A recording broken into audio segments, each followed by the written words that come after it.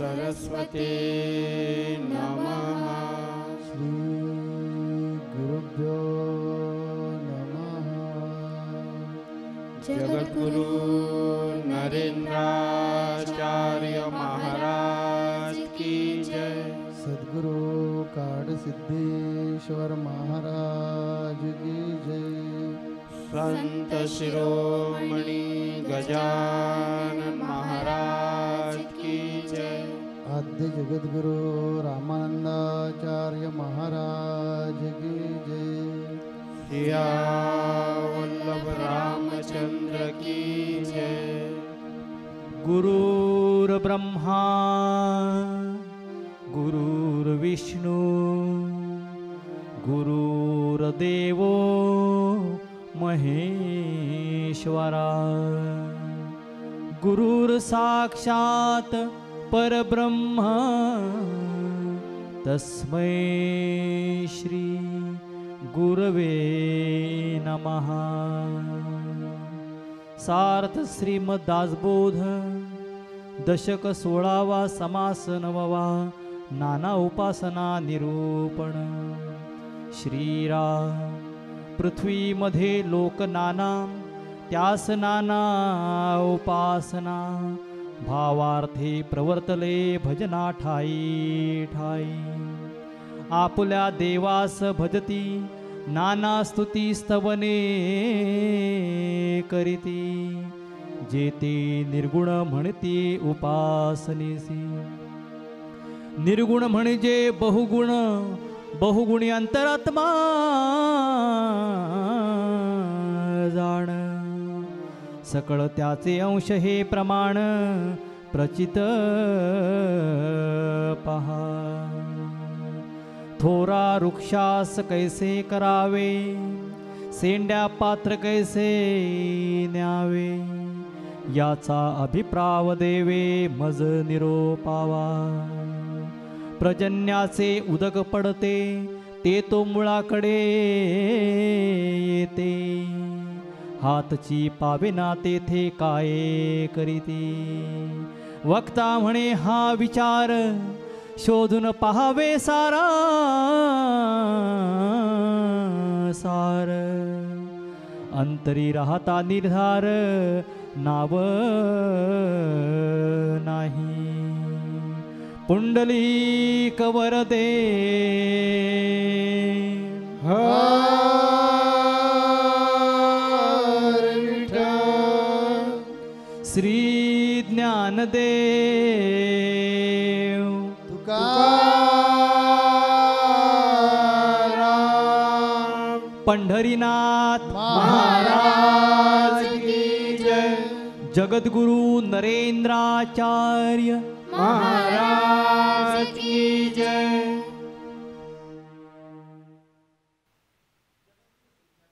वंदन करून संत शिरोमणी गजानन महाराजाला वंदन करून विषयाला प्रारंभ करतो। आजचा विषय आहे दशक 16 समास 9 नाना उपासना निरूपण। गेल्या सत्संगामध्ये आपल्या गुरुमाऊलीच्या वाणीतून आत्मारामाबद्दल विवेचन आपण ऐकलं आणि हा आत्माराम सगुण निर्गुण रूपात आपण तो भजतो। आणि या प्रस्तुत समासामध्ये समर्थ रामदास स्वामींना बद्ध जीवाचा जो भ्रम आहे सगुण निर्गुणाबद्दल, तर देव सगुण असेल तर केलेली भक्ती निर्गुण कशी, हा श्रोत्यांचा प्रश्न मुळातच दासबोधा गुरु शिष्य संवाद आहे। आत्मारामाबद्दल निवेदन केल्यानंतर श्रोत्याच्या मनात शंका निर्माण झाली। एरवी आपण सर्वसामान्य दैनंदिन जीवनामध्ये सगुणातीच पूजा करतो। सगुणाची पूजा करून निर्गुणाला कशी पावते आणि सगुण पूजन केल्याशिवाय निर्गुण कसं कळत नाही, ह्या प्रश्नाचं रामदास स्वामीने मार्मिकतेने उत्तर दिलं। समर्थ रामदास स्वामीच्या मते निर्गुण म्हणजे बहुगुणी आणि सगुण म्हणजे चंचल बदल होणारे, विकाराने निर्माण होणारे, मायातीत। याचा दृष्टांत देताना पाण्याचं, पावसाचं, झाडाचं उत्कृष्ट दृष्टांत दिलेलं आहे. आपलं जे उपास्य दैवत असतं,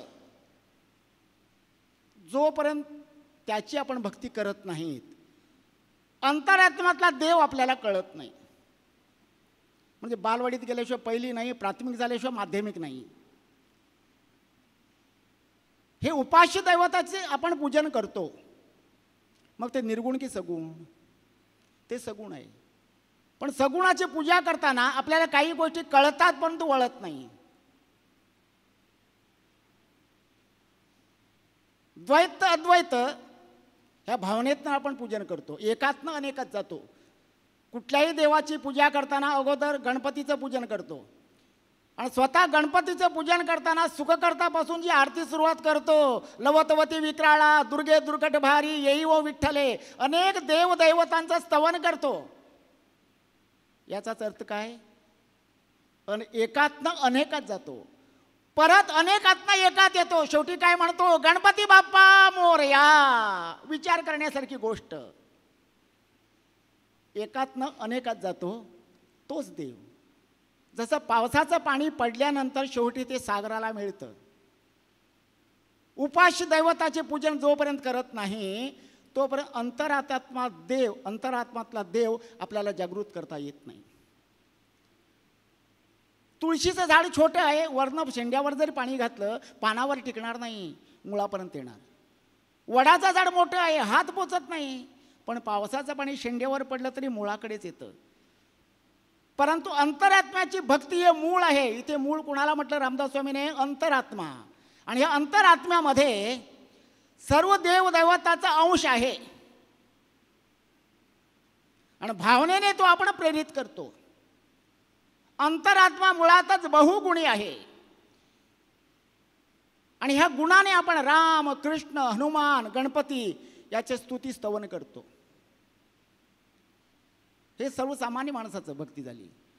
परंतु आत्मा विवेक ज्याचा जागृत झालेला असते आत्मज्ञानी पुरुष केवळ पुण्याच्या जोरावर सूक्ष्म विवेकाने अंतरात्म्याची डायरेक्ट भक्ती करू शकतात. म्हणून रामदास स्वामींनी भ्रमनिरसन केला. जसं झाडाच्या शेंड्यावर घातलेले पाणी सुद्धा मुळाकडे येतं. कुठल्या देवाची तू उपासना कर, ती अंतरात्म्याकडे पोचते. आकाशम पतितम तोयम यथा गच्छति सागरम सर्वदेव नमस्कारम केशवा प्रति गच्छति. मग कुठल्याही देवाला नमस्कार कर. आता देव म्हटल्यानंतर तो जाणून घ्यायला सद्गुरू श्रेष्ठ. जसं रामदास स्वामी म्हणतात अंतरात्म्यामध्ये सर्व देवदैवतांचं स्थान आहे, अंश आहे आणि त्याची आपण उपासना करतो. गुरु सुद्धा परब्रह्मच आहे. गुरुर् ब्रह्मा गुरुर्विष्णू गुरुर्देवो महेश्वरा गुरुर साक्षात परब्रह्म तस्मेव श्री गुरुवे नमः. म्हणजे गुरु तत्व सुद्धा आमच्यातच आहे आणि याचा अनुभव घ्या म्हटलं. रामदास स्वामींनी काय म्हटलं? तुमच्यात जे तत्व आहे त्याचा अनुभव घ्या. जर देवाचा अनुभव घ्यायचा असेल अगोदर प्रथम सद्गुरूचा अनुभव घ्यावा लागतो. आपले सद्गुरू माऊली ठामपणे सांगते, तुम्ही जिथे असाल तिथून माझं स्मरण करा आणि माझा जागृत अनुभव घ्या. ज्याला गुरुचा अनुभव घेता येतो त्यालाही अंतरात्म्यातला परमात्मा कसा समाविष्ट आहे याचं भान होतं. नाहीतर काय होतं? अद्वैताकडून द्वैताकडे जातो. म्हणजे अभिमन्यूसारखी स्थिती होते. चक्रव्यूहामध्ये घुसता येतं, चक्रव्यूह तोडून बाहेर येता येत नाही. ही बद्धजीवाची शोकांतिका आहे. म्हणून सद्गुरू तत्व सुद्धा परब्रह्म स्वरूपाने आमच्यातच असतं, पण विवेक बुद्धीने श्रद्धेने ते जागृत करावं लागतं. प्रभाचंद्र गिरप नावाचा उत्तर कर्नाटक कारवार जिल्ह्याचा अध्यक्ष, एकदम रफ टप्प माणूस, पण आता तो शांत गायी समान झालेला आहे. एकदम गुरुनिष्ठ, एकदम गुरुनिष्ठ. एकदा जेवताना रात्री काय झालं बघा, गुरु तत्व आमच्यात कसं आहे ते बघा. जेवताना जे काय खाल्लं त्याचा काटा घशात असा आडवा अटकला. डॉक्टरकडे गेले पाहिजे, डॉक्टरकडे गेला नाही, तसाच झोपला. दुसऱ्या दिवशी उठला, नित्यनेमाने पूजेला बसला आणि त्याचं देवघर म्हणजे मोठी खोली आहे. अनेक साधू संतांचे फोटो ठेवलेले आहेत तिथे आणि गुरुवरती ठाम विश्वास. पूजा करताना त्याच्या तोंडात सतत मंत्र असतो, गुरु माऊली नरेंद्र स्वामी जय जय योगी या, नाणीजवासी नाथ म्हणता तूच देवराया, हे त्याच्या तोंडात असं सतत. पूजा करताना सतत एका संतावरती त्याची नजर गेली, फोटोवरती, आणि मनात त्याने म्हटलं, बघा गुरुचा अभिमान कसा, माझ्या गुरुच्या नावात एवढी ताकद असते ना, इथून सांगितलेलं त्यांना तिथे कळतं, समस्या सुटतात. तुमच्या नावात ताकद आहे का? मनात म्हणतो, माझ्या गुरुच्या नावात एवढी ताकद आहे, तुमच्यात पण असली पाहिजे, न सांगता कळलं पाहिजे. असं म्हणेपर्यंत कट्ट दिशी इथे आवाज झाला, काटा गायब. चांगला झाला, आनंद झाला. झाला तो दिवस गेला. दुसऱ्या दिवशी ग्रहण.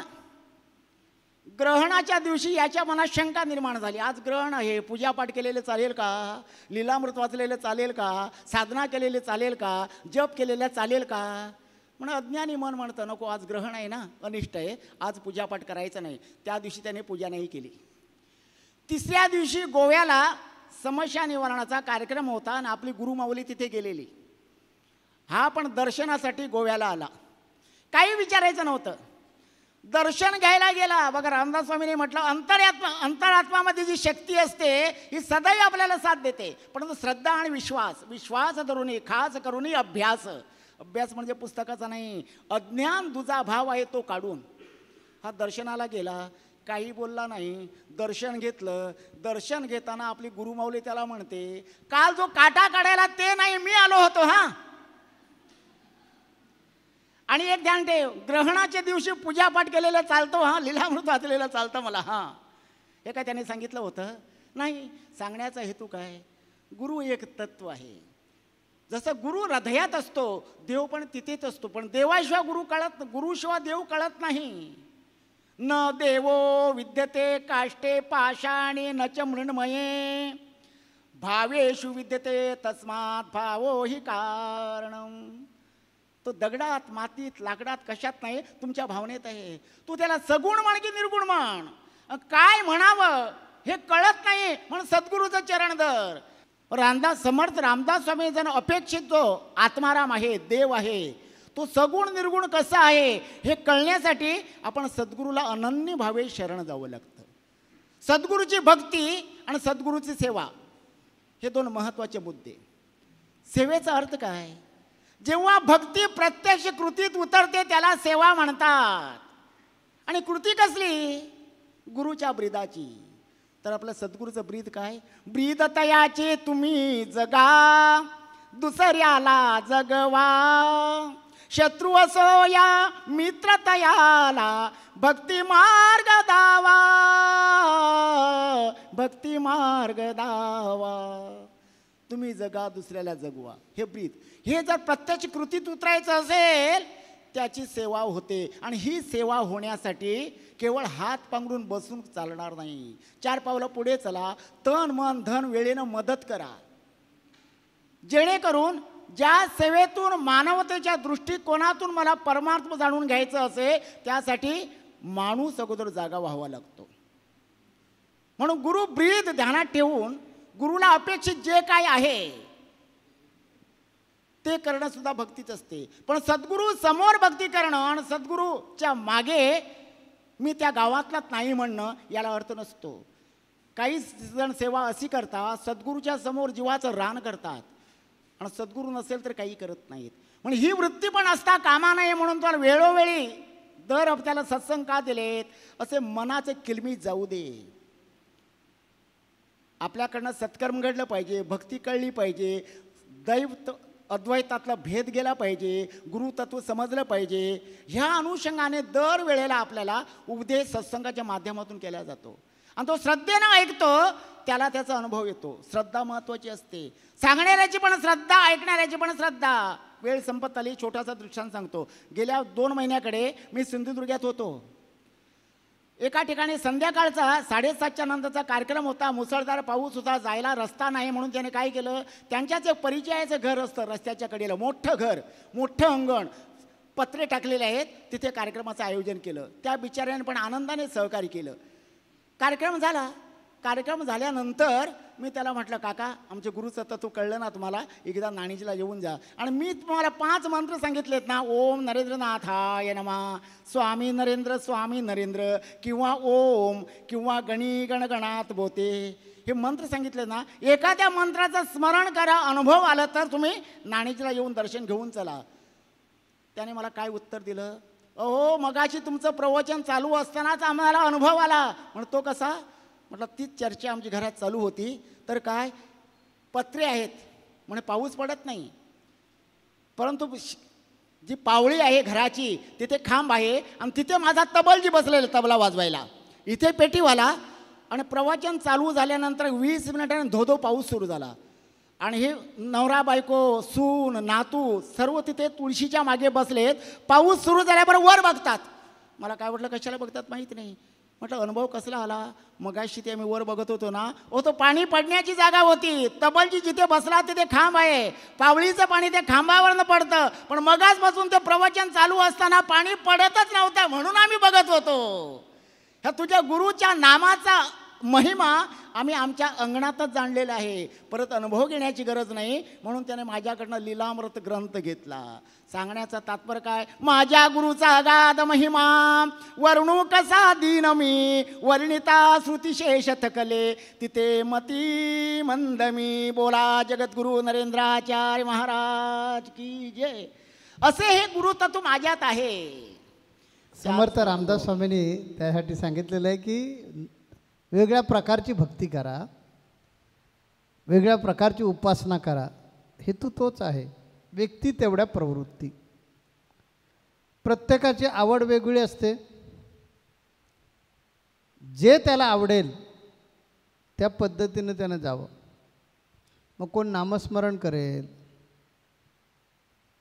तर कोण कीर्तन करेल, कोण फक्त ऐकण्याचं काम करेल, तर कोण म्हणेल मला बाकी काय कळत नाही, देवा तुझा मी सोनार तुझ्या नामाचा व्यवहार. म्हणजे काय, मला पूजापाठ अमुक तमुक हे काय जमणार नाही, मला एवढंच माहिती आहे मी तुझा दास आहे, बाकी मला काय कळत नाही. त्याने कुठल्याही मार्गाने जाऊ दे, परंतु जावं यासाठी समर्थ रामदास स्वामींनी नवविधा भक्ती सोपी करून आपल्याला सांगितलेली आहे. ही यापूर्वीच्या संत संघामध्ये आपण ऐकलेले आहेत. आता परत उजळणी चाललेली आहे आणि ती उजळणी घेताना ते सांगतात की उपासनेचे वेगवेगळे मार्ग आहेत, देव समजून घेण्याचे वेगवेगळे मार्ग आहेत, सगुण निर्गुणामध्ये अडकून पडू नकोस. म्हणून तर संत कबीर सांगतात ना, मनवा खेती करो हरि नाम की.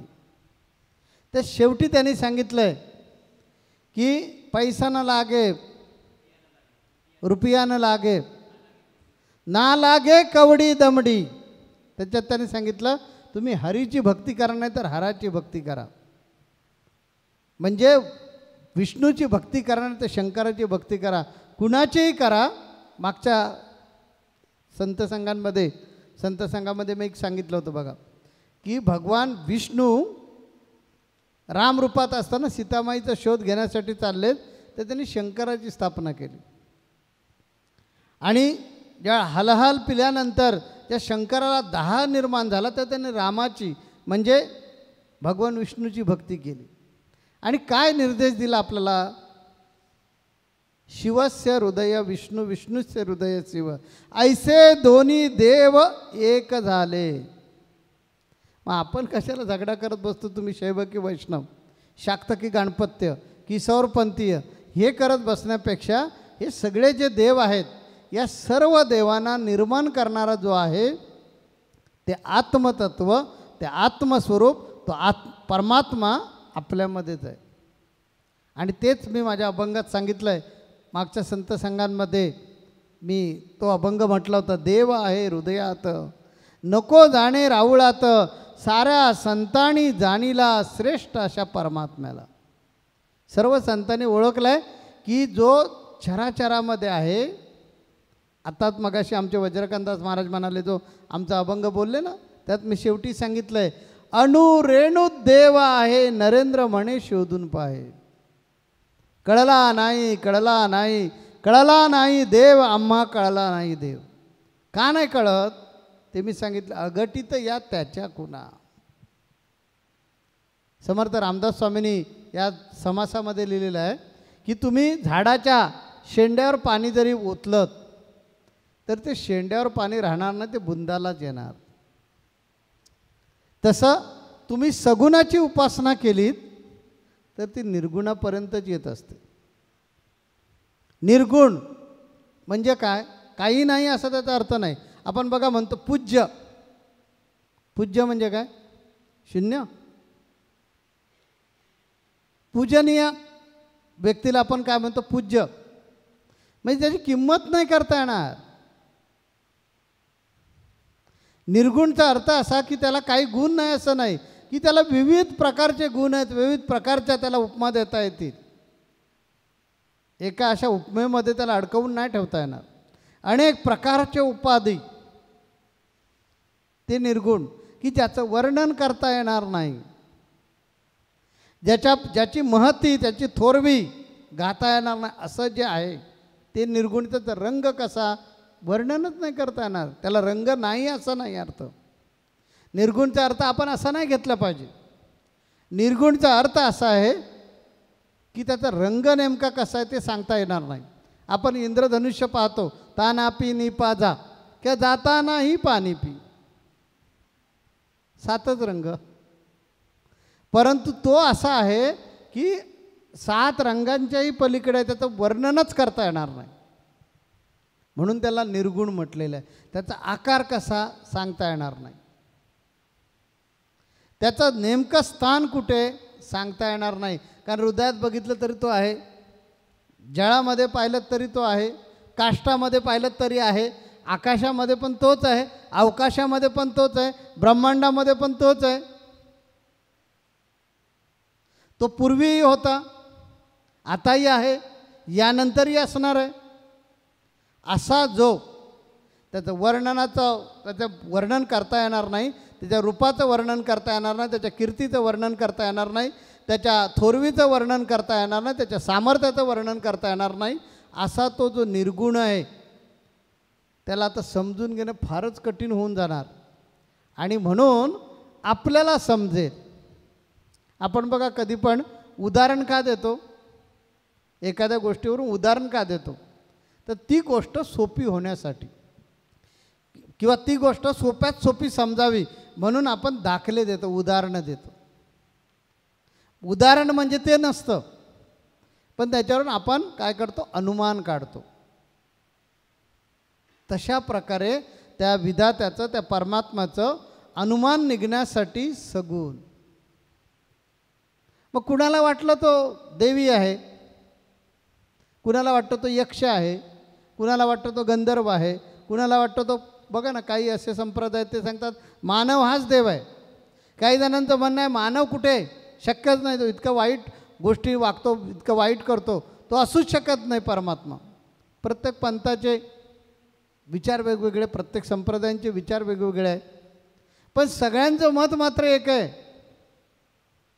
की तो आहे, तो गतिमान आहे, तो अव्यक्त आहे, तो शाश्वत आहे, तो निर्गुण आहे, निराभिमानी आहे, त्याला गर्व नाही, अहंकार नाही, माया नाही, लोभ नाही, तो दिसत नाही मात्र नक्की आहे. आता त्याला जसा तुम्ही समजाल, जसा तुमचा भाव असेल, आम्ही ह्याच अभंगात सांगितलं ना, सगुण निर्गुण तोच आहे, जैशी श्रद्धा तैसा पाय. कळला नाही, कळला नाही, कळला नाही देव, आम्हा कळला नाही देव. या अभंगात आम्ही काय सांगितलं की जशी तुम्ही श्रद्धा ठेवणार तशा प्रकारे तो तुम्हाला दिसणार. माझंच उदाहरण घ्या ना, मला गजानन महाराज ब्रह्मांड वाटतं, किंवा गजानन महाराज म्हणजे माझ्यासाठी परमात्मा आहे, तुमच्यासाठी तो संत आहे, पण माझ्यासाठी परब्रह्म आहे. म्हणून तर मी माझ्या काय अभंगात सांगितलं आहे, गजानन माझा गुरु, गजानन कल्पतरू, सौख्याचा सागरू गजानन. गजानन बंधू, गजानन छंदू, जीवनाचा आनंदू गजानन. गजानन ध्यानी, गजानन मनी. नरेंद्र म्हणे स्वप्नी गजानन, गजानन चित्त गजानन वित्त मज साक्षीभूत गजानन. हा प्रत्येकाच्या बघण्याचा दृष्टिकोन आहे. ज्या वेळेला गजानन महाराज कृपेने मला गुरु भेटले, गुरूंकडून ज्यावेळेस सत्याचं ज्ञान झालं तेव्हा मला कळलं की जे गुरूंमध्ये पाहतोय, जे गजानन महाराजांमध्ये पाहतोय ते तत्व एकच आहे आणि या संपूर्ण चराचराला तीच शक्ती व्यापून आहे. आता तिला दाखवायची कशी, सांगायची कशी, तिचं वर्णन कसं करायचं, म्हणून मी प्रतिकात्मक रूप डोळ्यासमोर धरलं, ते म्हणजे गजानन महाराज. म्हणून समर्थ रामदास स्वामी या समासामध्ये आपल्याला सांगतात की तुम्ही कुठल्याही विविध प्रकारच्या उपासना करा, तुम्हाला आवडतील ते उपासना करा, कारण प्रत्येक देवाची उपासना वेगवेगळी आहे. या सगुणांच्या उपासना ज्या आहेत त्या सगुणांच्या उपासनाच्या पद्धती वेगळ्या आहेत, उपासना प्रकार वेगवेगळा आहे आणि त्यामुळे तुम्हाला ज्या पद्धतीनं जायचं असेल ते जा.